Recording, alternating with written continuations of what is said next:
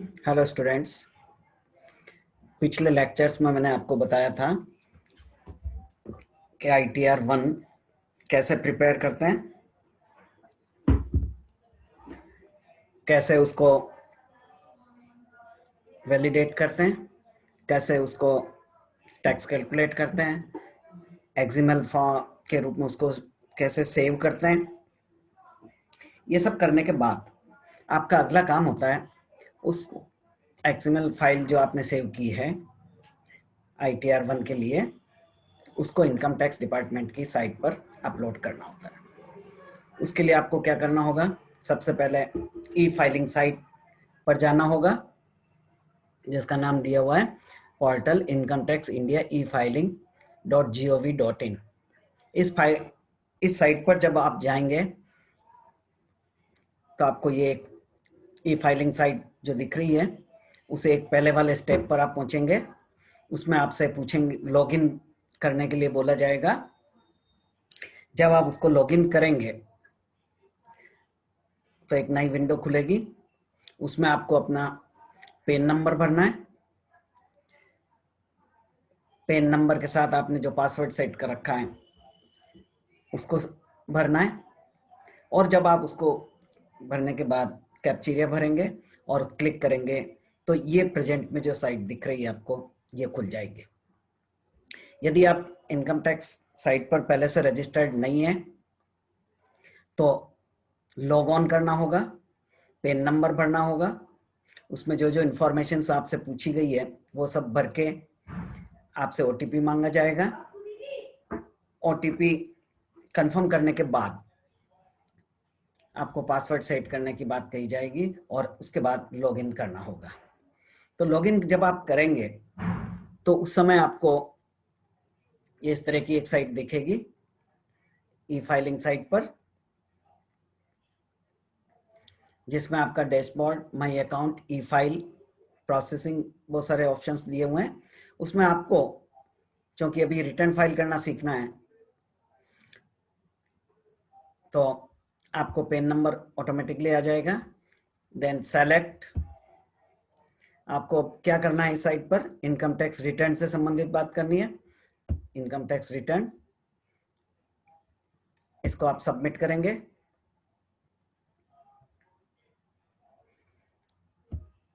ये सबमिट किया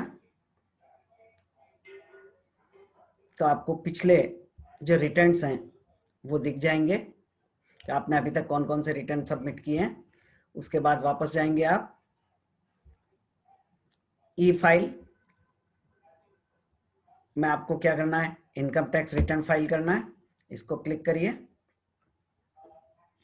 ये इस तरह की एक विंडो खुलेगी। असेसमेंट ईयर सेलेक्ट करना है, असेसमेंट ईयर 2021 ये सेलेक्ट किया। ITR फॉर्म आपका कौन सा है इसको सेलेक्ट करना है। आपको ITR-1 भरना है तो 1 2 3 4 5 ये सेलेक्ट कर लिया।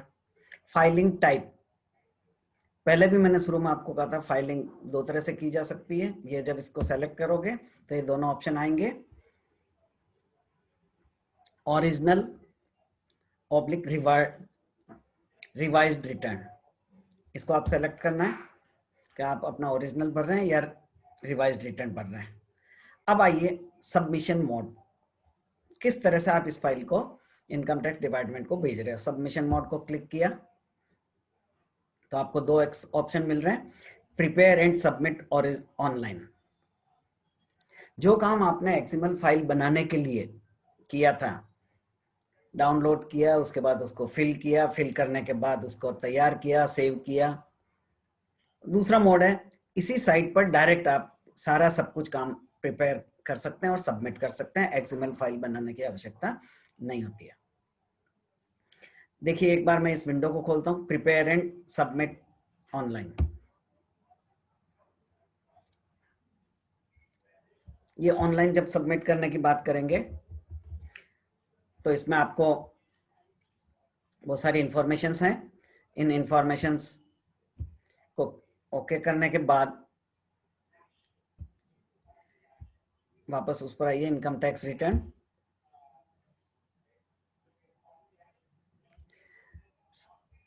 करने के बाद वो कंटिन्यू हो जाएगा। दूसरा ऑप्शन देखते हैं अपन, year 2021 ITR form 1, filing type original, submission mode upload XML file,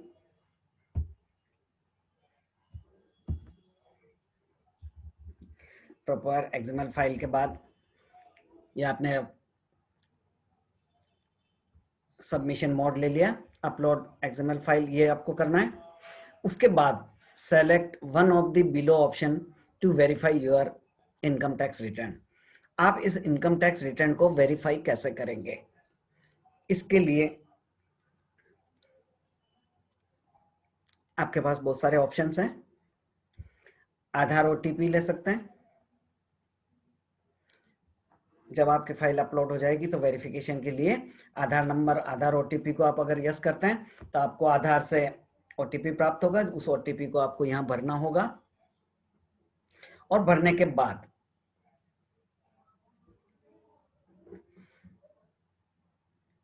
submit कर दीजिए।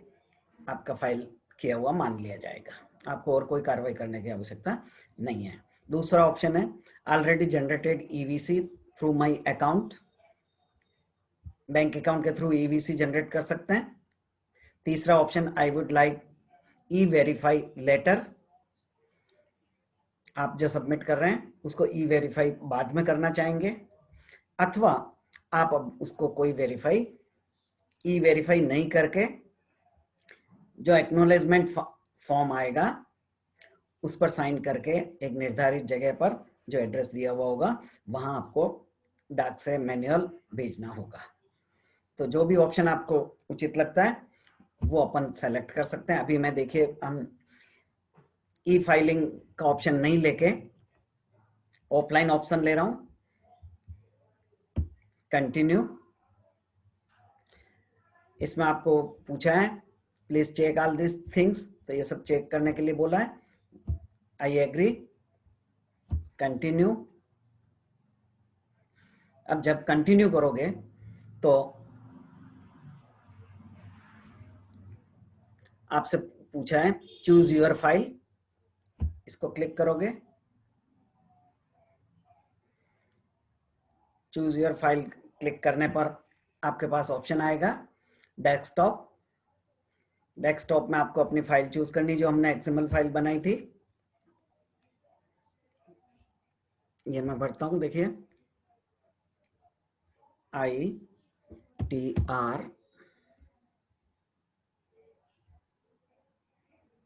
ये फाइल आ गई आपकी एक्सएमएल फाइल जो हमने बनाई थी। इसको आप सेलेक्ट करिए, ओपन करिए, तो ये ओपन आपकी फाइल का नाम यहाँ आ गया जिस नाम से आपने सेलेक्ट कर रखा था, और इसको सबमिट कर दीजिए। जब आप सबमिट करेंगे तो इनकम टैक्स के पास वो फाइल आपकी पहुंच जाएगी। उसके बाद आपको ई वेरिफिकेशन करना है। ई वेरिफिकेशन नहीं करना चाहते हैं तो ऑफलाइन मोड हमने सेलेक्ट किया था, तो आपको जनरेट हो जाएगा एक्नॉलेजमेंट फॉर्म।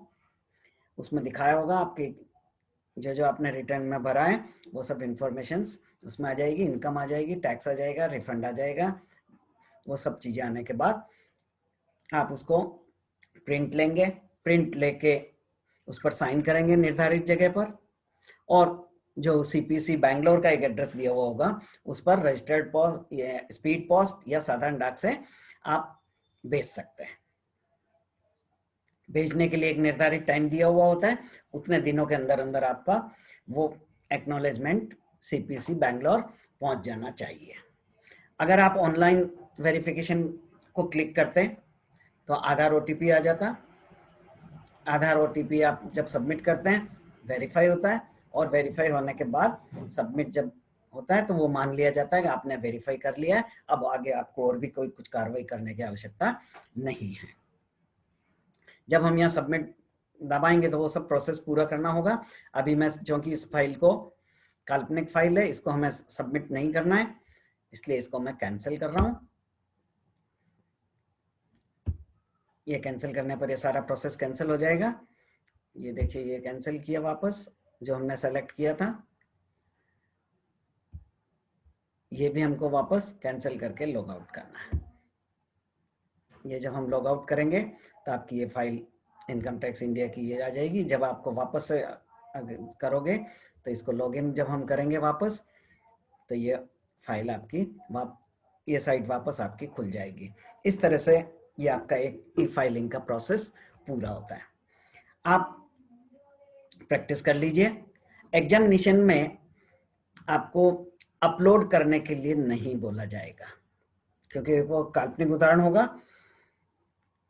तो काल्पनिक इंफॉर्मेशन से आपको आईटीआर भरना है, भर के आपको वैलिडेट करना है, टैक्स कैलकुलेट करना है, एक्सएमएल फाइल जनरेट करनी है, उसको सेव करनी है। यहां तक का प्रोसेस की आप प्रैक्टिस कर लीजिए।